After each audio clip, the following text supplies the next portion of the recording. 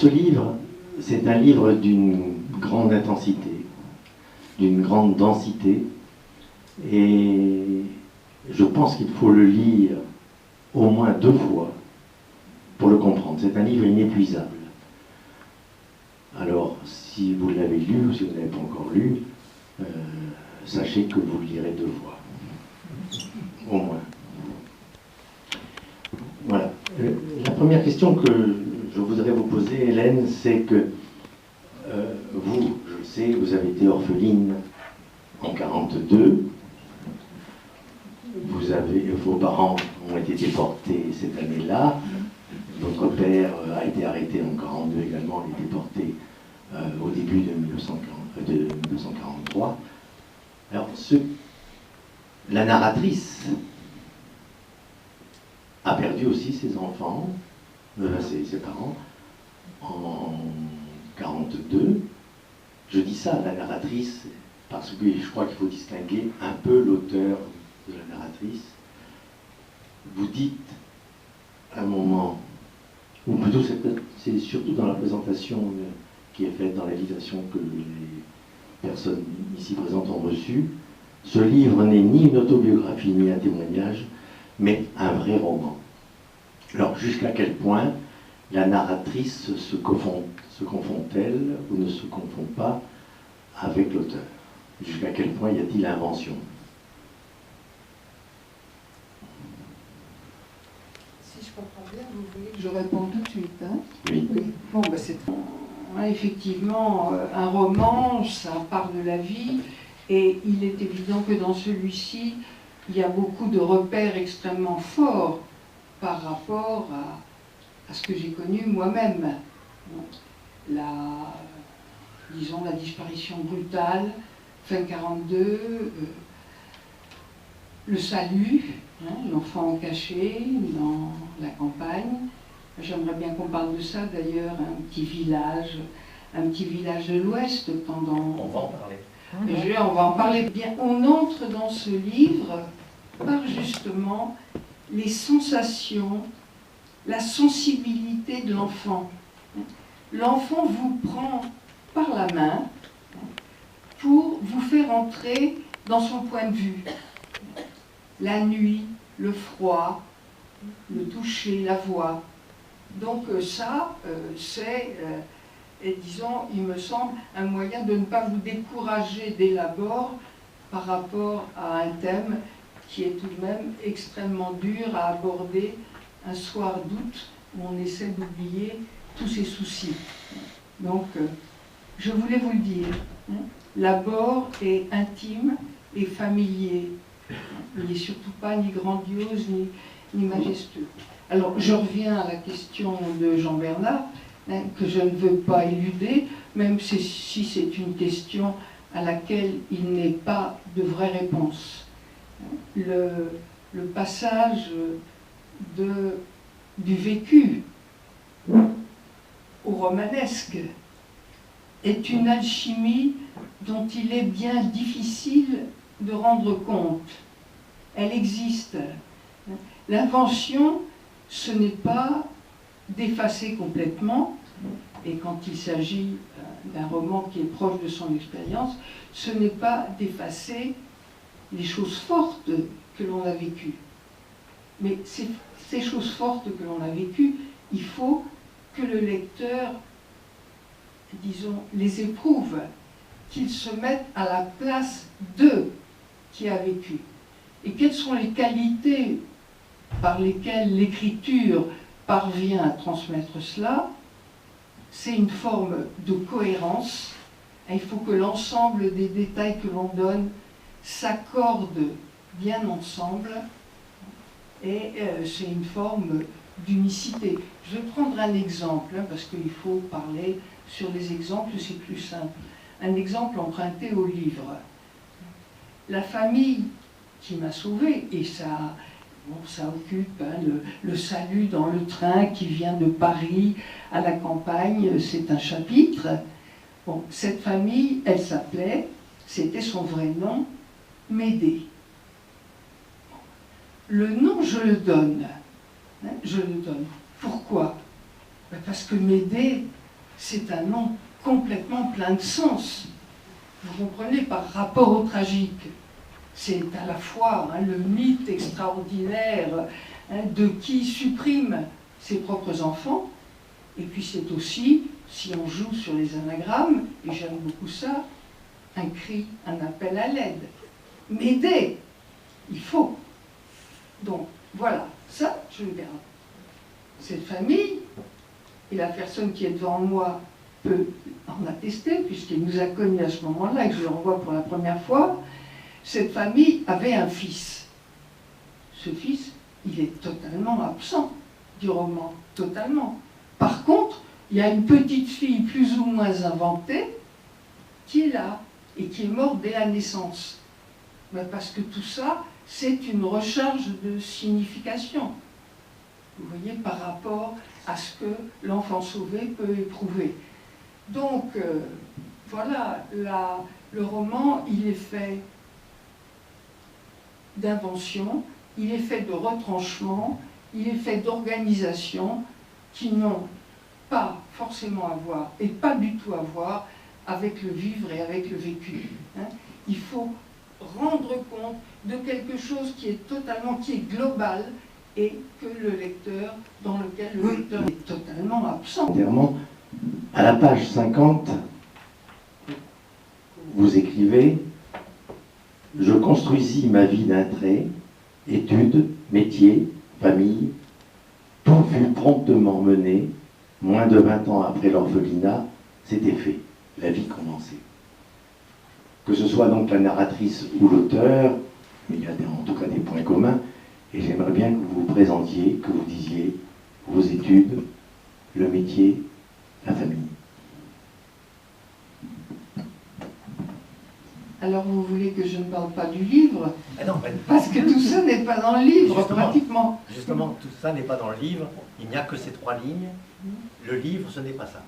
Mais le livre, ce n'est pas ça, parce que, bon, si je prends une grande référence, je la prends modestement, parce que c'est une de mes admirations suprêmes, et tout est dans lui, c'est Proust, qu'il n'y a pas de rapport entre la vie que l'on mène et cette vie intérieure, ce fantasme intérieur, ce fantasme douloureux et difficile dans le cas d'un traumatisme qui organise complètement votre vie intérieure et quelque chose de tout à fait différent.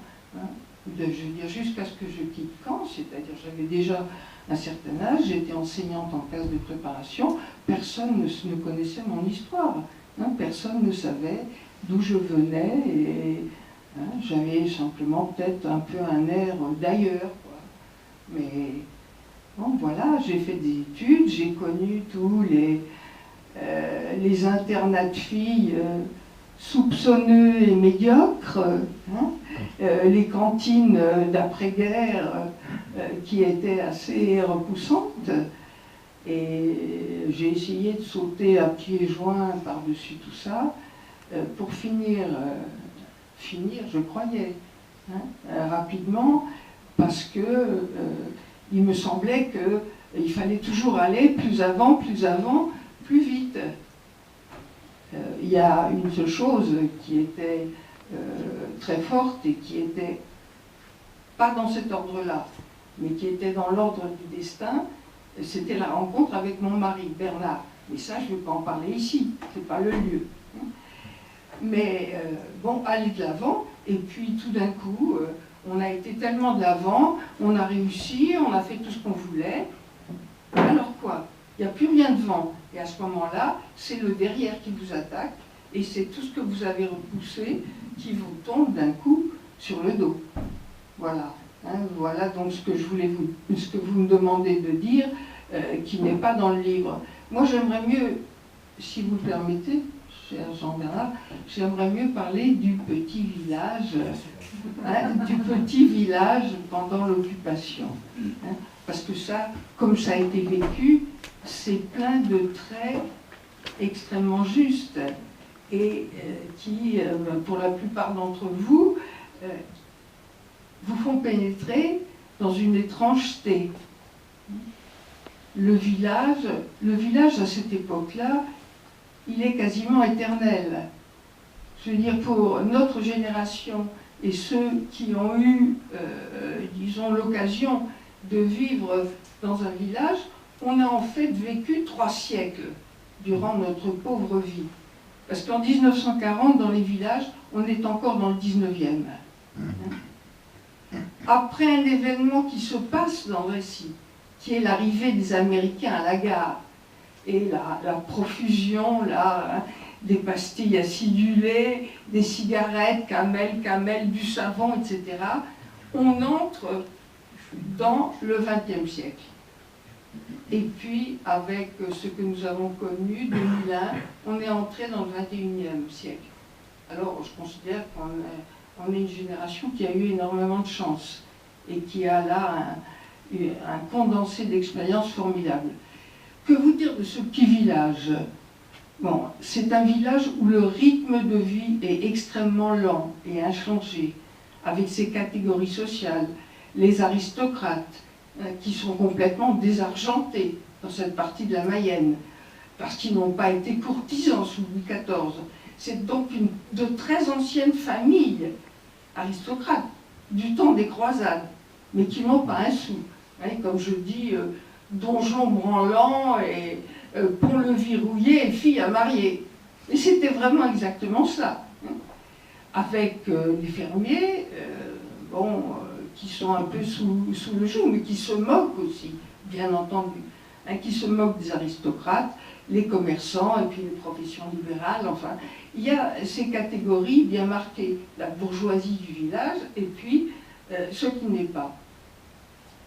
J'ai eu la chance, là je dis je, c'est aussi la narratrice. J'ai eu la chance que les personnes qui m'ont sauvée tenaient un petit café près de la gare.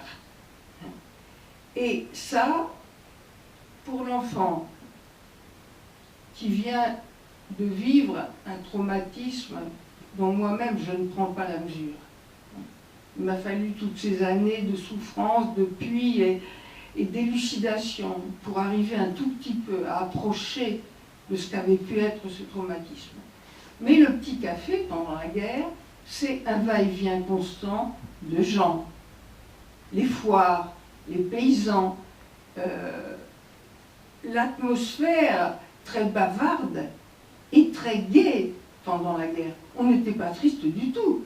Les gens racontaient toujours des histoires, toujours les mêmes histoires qui faisaient rire, des histoires de femmes, de tromperies, des histoires de fermiers aussi. Donc il y a pour l'enfant qui est assise et qui regarde sans bouger pendant 2 mois, il y a un flux de vie qui s'écoule autour d'elle, et ça, c'est extrêmement important. Et enfin, un dernier mot sur ce village, il est très marqué, le temps est très marqué par les saisons. Et la guerre, je dis, c'est comme un seul hiver froid. L'hiver 40 a été terrible, je vous souvenez peut-être des actualités, enfin des informations.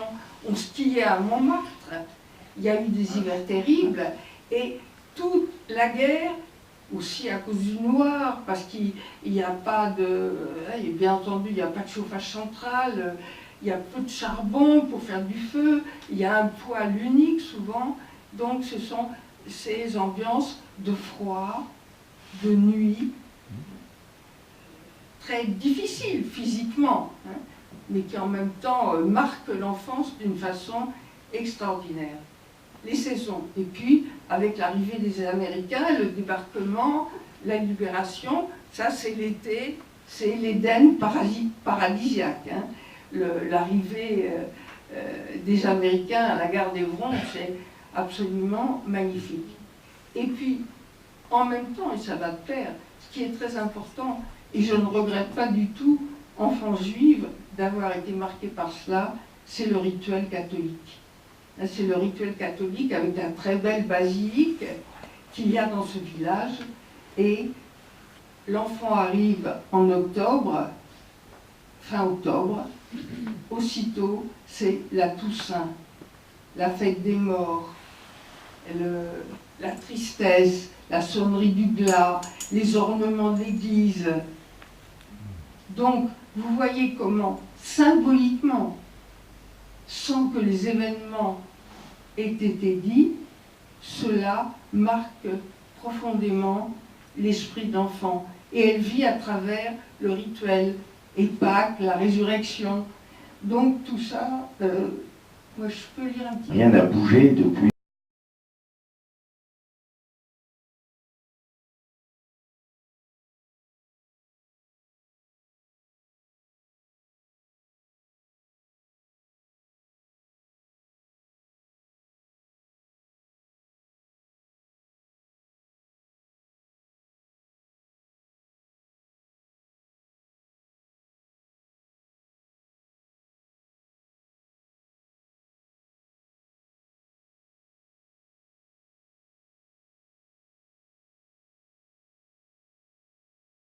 Garde